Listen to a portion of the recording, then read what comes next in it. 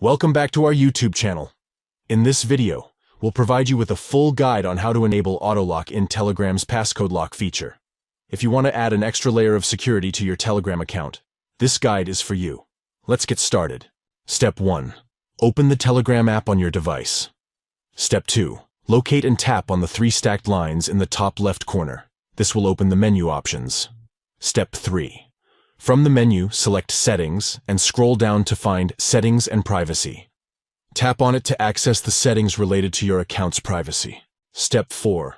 Within the settings, find and tap on Passcode Lock. This will allow you to set up or modify your Passcode Lock settings. Step 5. Type in your desired passcode to secure your Telegram account. Make sure to choose a strong and unique passcode that you can remember. Step 6. Now locate the slider next to Disable and switch it to any other option. This will enable the AutoLock feature, which automatically locks your Telegram account after a certain period of inactivity. By following these simple steps, you can enable AutoLock in Telegram's Passcode Lock feature, adding an extra layer of security to your account. Thank you for watching, and enjoy the enhanced security of auto-locking your Telegram account.